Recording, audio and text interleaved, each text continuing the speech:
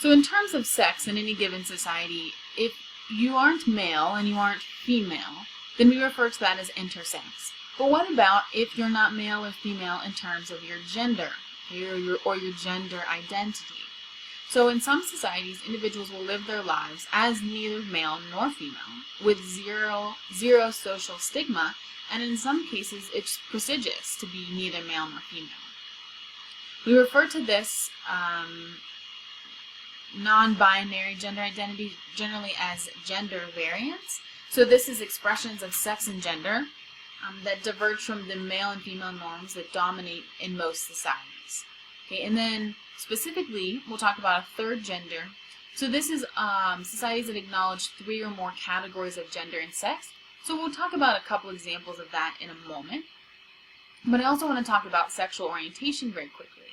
So sexual preference intersects in complex ways with gender variance. Okay?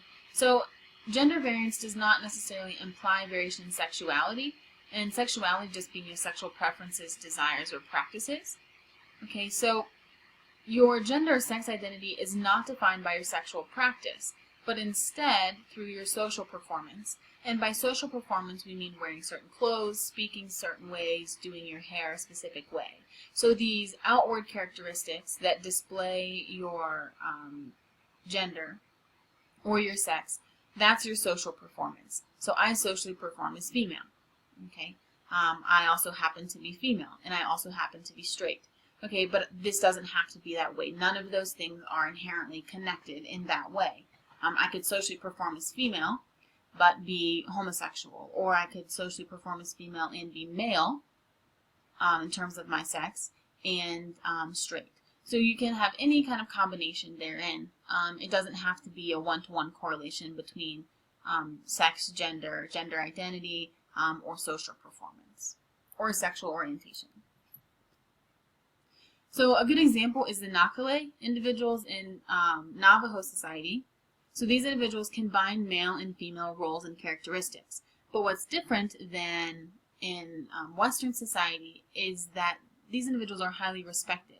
They participate in religious ceremonies in a unique way. They're spiritual healers, and they kind of are good go-betweens in a society. So they work well mediating conflicts because of their dual nature as male and female. Okay. So now as Navajo culture kind of blends more wholly with westernized American culture, Navajo individuals are now being labeled as gay or lesbian and adopting Western forms of identification instead of identifying as Nådleehé. But traditionally, this is an example of a third gender. In total, Navajo culture traditionally recognizes 5 genders: male, female, Nådleehé, masculine, female, or feminine, male.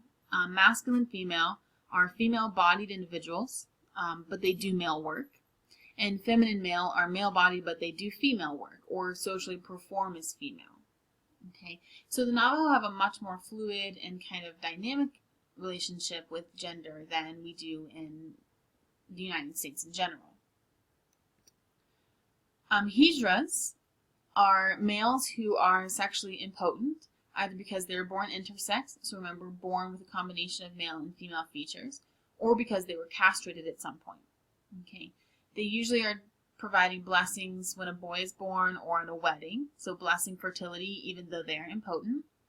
And they traditionally act in female, but often in very exaggerated ways. Okay, and since British colonialism, there have been attempts to outlaw Hijras, but the gender sex system in India still considers the combination of male and female, or Hijra, as being valid and meaningful and having a special place in the society. So two pretty classic examples of different relationships with intersex individuals and gender and sex identity.